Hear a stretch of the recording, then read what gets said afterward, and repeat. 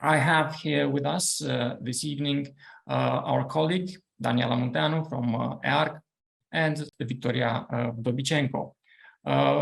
Very few words about our guest star this evening. Victoria has got a master's and a PhD degree in foreign policy and world history from the Diplomatic Academy of Ukraine. Currently, Victoria is an associate professor at Kyiv City Borys Grinchenko University. Previously, she has been a team leader for the ANP NATO reform initiative within the Protect, supporting the government of Ukraine with technical advice on the annual national programs, results-based methodology, and GBA plus principles. She's also an associate professor and researcher, and she has been working on the challenges of the European Union, the process of Euro-Atlantic integration, hybrid warfare, strategic communication, and so on. She publishes extensively and she does important teaching work. Victoria, it's really great to have you with us this evening. So tell us a bit more, please, about the project that you have been involved in, this very interesting survey of resilience. Thank you so much, Christian, and colleagues, Daniela as well, and all of the colleagues from Euro-Atlantic Resilience Center, because I believe the work that you've launched and you continue to do is especially crucial now in understanding and revaluing its importance. 2022, I think, is a key year for that. And so I very much appreciate this invitation that you presented to me, and I'm happy to contribute presenting the outcomes, not only of my personal work, but also the teamwork and some implications, like what lessons learned and what lessons identified and then lessons learned might be for all of our countries. Because yes, we are in let's say, in a very hot spot for a moment, and strategically we plan how to be more robust and resilient in order to make it happen also for our country, but also in terms of European security architecture. And in this respect, not only the Black Sea, but also the Mediterranean Sea are of strategic importance for us for let's say, the updates.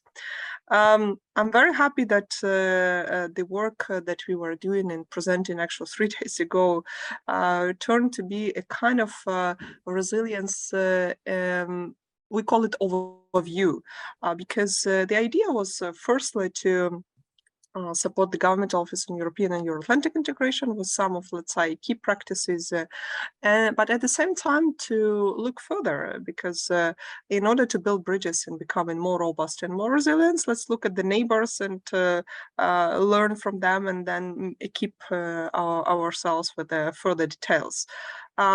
Yes, it's true that for a moment, as we know, resilience is I think it's the word of 2022. Everyone is using it in the strategic documents, in the policy papers, in the society talks. We talk about economic resilience. We talk about political also resilience, strategic, energy, IT, defense. And in this nutshell, of course, Euro-Atlantic Center on Resilience is doing a key work of importance to become future the center of excellence on the resilience. So kudos to you, colleagues, and wish you all the greatest, support in this respect. After, let's say, this launch this summer, we thought that the idea of analyzing, let's say, neighbors of Ukraine might be an interesting point. So we were picking randomly 10 countries and organizations. We were thinking that analyzing, especially after COVID crisis and the launch of the pandemic, the review of crisis management systems of EU, but also NATO, would be an interesting overview, because we're taking into account the candidacy status of Ukraine that started to be present in June this year, and of course the Euro-Atlantic aspiration of Ukraine. We were thinking that let's see on the overview practices that EU and NATO was overviewing and support. And of course the baseline criteria for NATO is something I think we should know, as reported since 2016, and of course again using the word resilience in 2021, but specifically after the summit in 2022 is something that the NATO countries and the partner states should devote to. So, of course, we were analyzing also the NATO approach in the resilience context. But the most interesting, of course, is the so-called country profile phase. We were thinking yes, organization is a very nice benefit in order to look further into, let's say, setting a baseline criteria, but also looking further in a very long-term perspective. But with the country's profile, it might be interesting to look already at the lessons learned of the countries that they are already experiencing just right now, in order to think future. What I mean? First of all, we are looking at what kind of the legal background was in the countries' profiles that we were choosing. We were thinking, what is resilience as a term being meant in these countries? Because each and every country, believe me or not, whether they are EU member states, NATO member states, non-EU or non-NATO member states, absolutely aspire and understand resilience differently. And that's one of our outcomes. So if we are talking about resilience, what do we mean by this thing? So it was a part of our, let's say, block of our discussion was to see how the countries understand and perceive the resilience as such. Whether such a term exists, because I'm going to tell you the secret, not in all of the countries that we were choosing for let's say, analysis, such a term exists, I mean, legally. So it means there is no legislation that explains such a term. So it was a second block of our analysis. So we wanted to proceed the legislation. So how the countries equip themselves, legally binding, making the resilience efficient.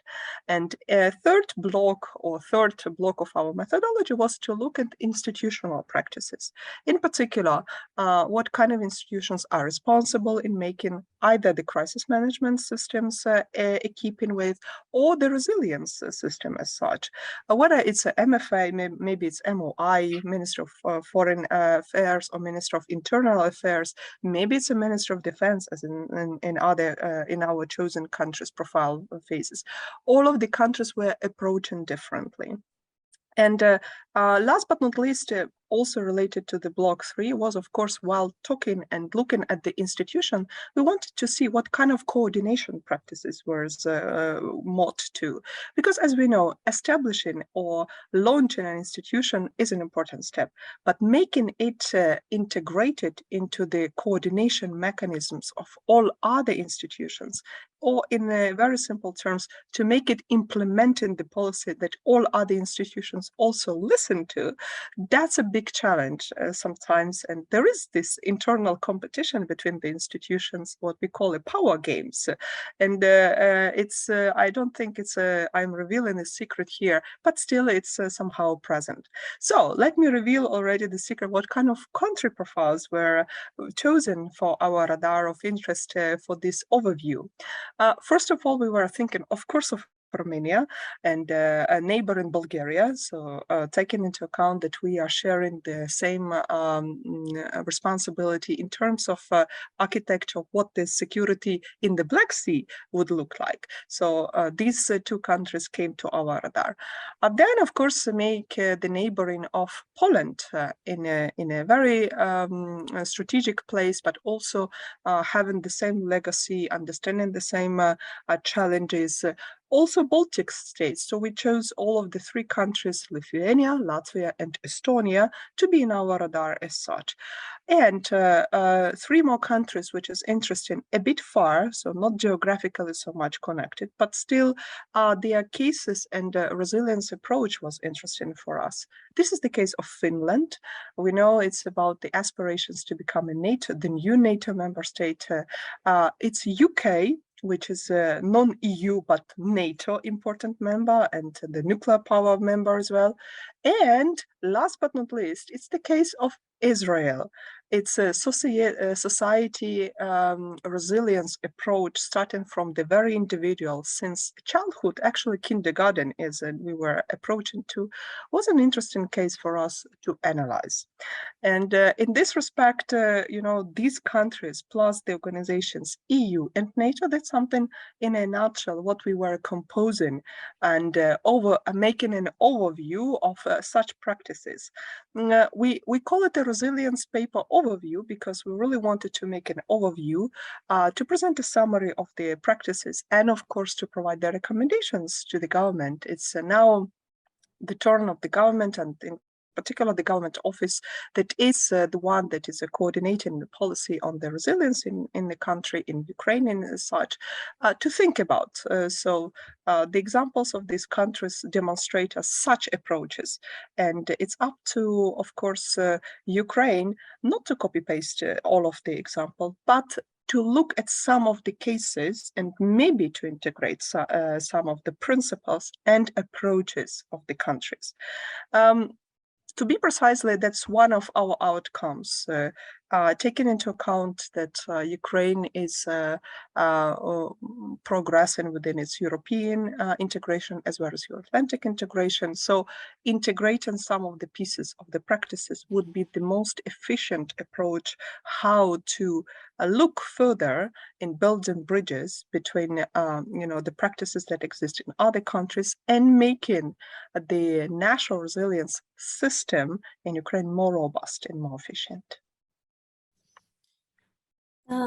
Thank you. Thank you for telling us about your experience with the lessons learned from resilient countries in the region and other countries that are examples in the domain.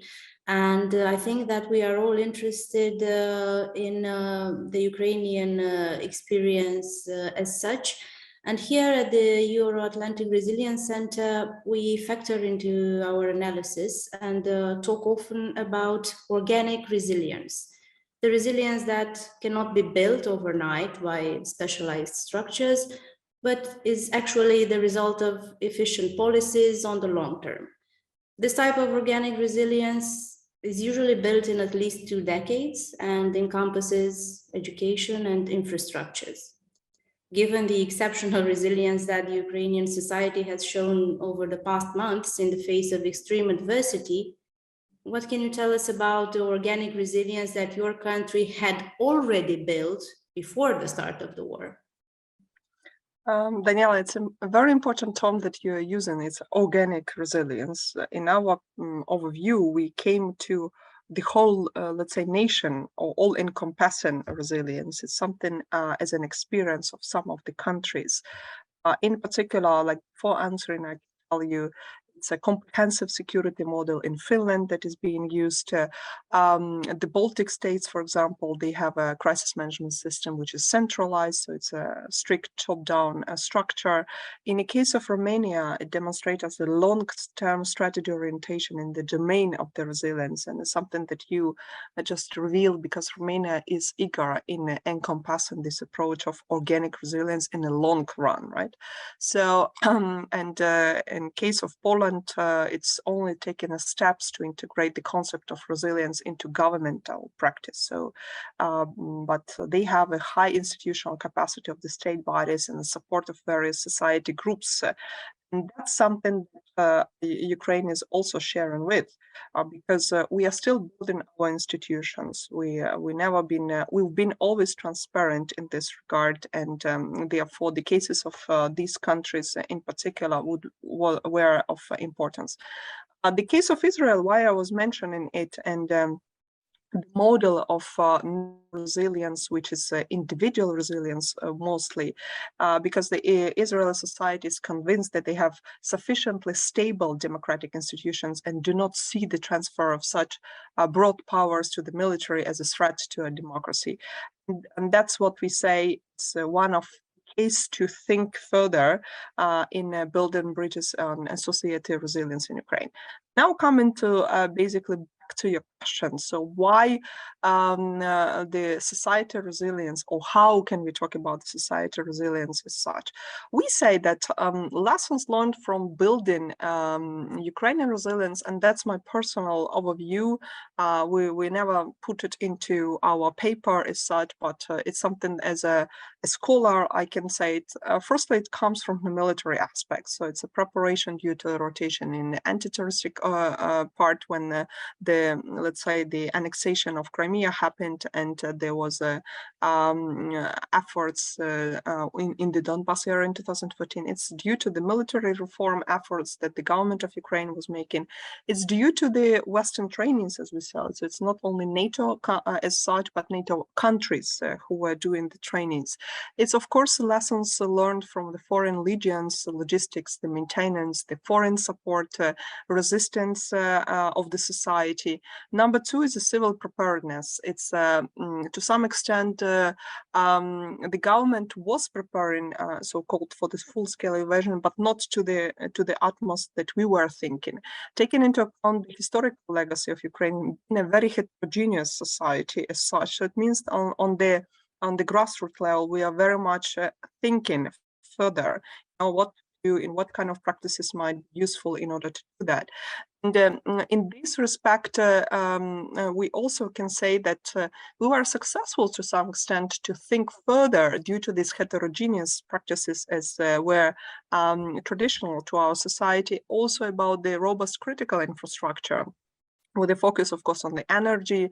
Remember when the first days of the full-scale invasion, we were thinking about communication, so the mobile banking, critical infrastructure as such, but it didn't happen. So it means that these 8 years of war that we were happening already prepared us to some extent to think further and think beyond the box, so-called.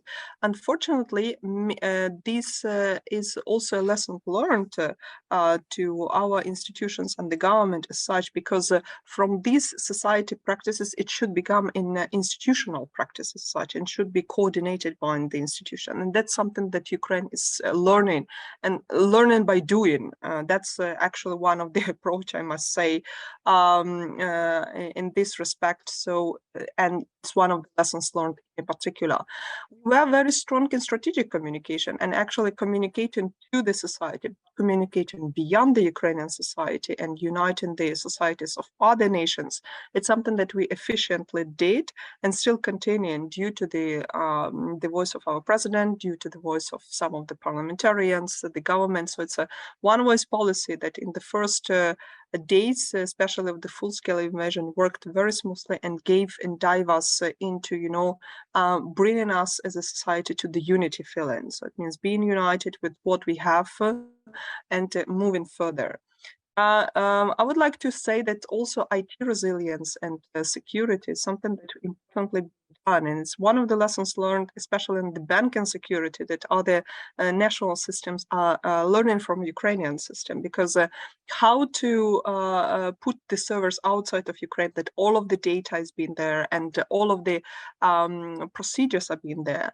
We never stopped, using our app DIA, which is encompassing all of the public services. So public services never stopped to be operating as such. And it implies a lot of energy and efforts, and of course the so-called the work behind the scenes of the Ministry of Digital Transformation, for example, but not only, the people who stand into that. We say that in this respect, we also have to think about the economic resilience, so-called. So if you remember this, the role of diplomacy to some extent, and the role of deterrence also, because in the first days of the invasion, there were so many of the society challenges happening and the movement logistically happening. There were a lot of failures, but also they were reestablishing, making these lessons identifying and reestablishing the corridors as such. I don't say that everything was done smoothly. I will never say it, and no one of Ukrainians will never tell it to you. But at the same time, there are some practices, specifically from the society, the union and unity of the society as such. It's something I think will be discussed mostly. Civil preparedness is something that I think should be rediscussed and reevaluated more, because if you remember from the end of 2021, beginning of 2022, Ukrainians were massively interested in participating in the military trainings, how to move under the fire, conduct basic medical assistance. It still continues now. And they were subscribing to the territorial defense units and pass-through guerrilla drills and etc. So these are the cases, only several of them, that I believe make a very interesting Ukrainian case in terms of society resilience to move and think further. Thank you very much for that, Victoria. And from the list of countries that you've named, I've noticed that none of them lies east of Ukraine. Does that mean that you've identified a Western model of resilience that you are looking at and are interested in replicating, as opposed to non-Western model of resilience? Christian, thank you so much for the question. We were making a choice of these countries on purpose. So it's a pilot project that we were doing, and I believe so it's not the end, so it's only a pilot stage of the first step of the analysis. Much more of these works should be done, and therefore we are happy that the governmental office as well as the government authorities are interested in analyzing the cases of other countries. Because as you say, it's not about making measures between the Western practices or non-Western practices, it's just understanding the implications. The key idea why we were choosing or focusing more on these countries is a historical legacy. So it means there should have been something in common, or specific cases, as it in the case of Finland. But here also lies the historic legacy as well. The UK and Israel were these two extreme cases that we put into the nutshell in order to see what are the discussions about the society resilience, and specifically in the Israeli case, or the discussion of how to pass the national strategy on the resilience, which is UK case now and being under discussion these days, in particular with the new already prime minister in place, and the new dynamics into this process. So because Ukraine would like from the concept of national resilience as it passed by the presidential decree to build it to the national strategy on resilience, which is a higher level of the document. So we are focusing on these pilot initiatives as well as pilot countries. So you're saying that your work, since your work has practical implications, as in leading to specific reforms in the Ukrainian system, you're looking at reforms that are more easily implemented because there's already similarity with the model of other countries. And now we're going back to the idea of organic resilience and how things are naturally in a certain way. And in order to introduce a reform, it's best to work with the existing system rather than trying to smash it down. Absolutely correct, Christian, because, to build bridges at one's hand, so we already have some kind of the system, so we have to equip it with something which make it more efficient, robust, and resilient backed, and in this respect, so introducing completely something new will not be organic. Let me use your term in a nutshell, and efficient, because any system, if it's implied without taking into account cultural, society, economic, political, but also historical context, will not be ever working. So it will remain as a system, but there always going to be a gap between the let's say all-encompassing approach in resilience, which is complying into the institutions and versus society.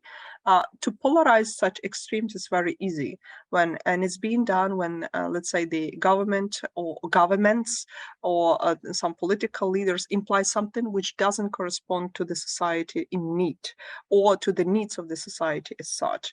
And these polarizations and something, it's a very interesting case we've seen in the Baltic states, how they were building bridges in order to put it closer together. So it means the unity between the institutions, development them into democratic institution, and that can respond in terms of sustainability also, not only resilience, but sustainability to the society as such. I see. Can you share, let's say, one lesson that you've learned during the overview, something that you found particularly striking or particularly interesting? To strengthen the resilience implementation process, because here we think about, not only about the legislative background, but also how to implement all of that. Ukraine might consider bilateral cooperation with some of the countries. And in this case, we can say work with the UK to develop a detailed implementation plan and establishment of structure to both ensure the required cross-sectorial cooperation and coordination. Because we found very interesting, so it's not only communication, but another two C's should be there: coordination and cooperation. So in this sense, the UK example seems to us a very robust one. We will recommend to work also in Finland to gain an insight into the basic of the functioning of its national structure, which is linked into coordination of collective efforts of the central government, ministries, agencies, and other public authorities, till the regions and municipality levels, involving the civil society and academia, like businesses, universities, research institutions, and other organizations involved in the network of comprehensive security. That's how they call it. We also recommend to look at the case of Poland in order to strengthen the strategic partnership with the country with a common perception of risk and threats. I think it's something that we definitely share. It's a shared history and culture, but despite its present of shortcoming within the field of resilience, high prioritization on the implementation of the national system of resilience, because Poland is also thinking how to build its national system of resilience much more robust as well. We also recommend to have a Ukrainian resilience strategy. So it means a document of a high level, which it produces or introduces the all-encompassing aspect of resilience. The legally binding documents we already have. It's a military doctrine, but also other national president's decree acts. At the same time, looking at the cases of in this case, interest in Israel, specifically on examining its proven model of community preparedness, has shown us a very interesting applicability, adaptation, and we believe that utilizing some of these components will be greatly enhancing Ukraine's societal resilience. So the government's role should be to design and resource flexible program communities that can tailor to address specific threats like needs and strengthen unique citizens and society. In a nutshell, that's something that we were recommending as such. But again, Ukraine is to decide itself what will be the best and tactic, and at the same time, what kind of lessons learned might be from those that we proposed and analyzed in these countries in particular, to be adapted, even in a partial form, to the Ukrainian system. Thank you. And just one last question. Obviously, this survey has a part that is prospective, as in recommendations for the state. In how many categories would you say are the recommendations? So what should the state do in order to implement your recommendations? Is it thinking about processes? Is it simply changing the laws? What other steps do you recommend the state to do in order to become more resilient? And as a corollary to that question, to what extent can a state, which is in the middle of a profound crisis, how able is it to implement change? Is introducing change something that is going to deepen the crisis to some extent? Christian, you've mixed a very interesting approach. Firstly, what are where should we think about institutions, legislation, or practices? We have legislation. That's what I was telling to you, right? So we have a legal background for that. We have some institutions, and we are building them into these things. But what we are lacking is this coordination and putting these institutions into, let's say, cooperation and such. I believe it's one of the best approach what Ukraine can do is taking into account its demonstrating a very high level of adaptability and flexibility already, both on the governmental, institutional level, but also on the society level. Because you're absolutely right when you're saying to introduce new law is one thing, but how to implement it when you have a full-scale invasion, you have war, and make sure that it's the institutions are ready to cooperate into that, and the society is ready to accept it. That's a huge trick and one of the I think the best and the biggest challenge for Ukraine just right now, and for Ukrainian society. When I'm talking about Ukraine, I'm actually uniting all of the components, and that's important to understand, because Ukraine, what is Ukraine, right? So is it institutions? Is it a mechanism? Is it a practice? Or it's people? It's all about that, right? So it's what we want to reach by making extra law, presenting extra institution, or implementing extra practice. So what is our goal in this respect? This is, I think, a crucial answer for this question we should think and focus on. Thank you. Thank you so much, Victoria. It's been a really interesting discussion. And this is a topic that I think we're going to visit again in the future, because it's always very interesting to see how a country in a deep crisis that has shown great resilience still feels the need to learn from others. And it goes to show that resilience is a work in progress, and it's never a destination, but rather a process. Thank you so much for taking the time to be with us this evening. Thank you very much, Daniela, for being with us as well. And dear viewers, see you next time at the next episode of Resilience Talks. Thank you very much. Bye, everyone.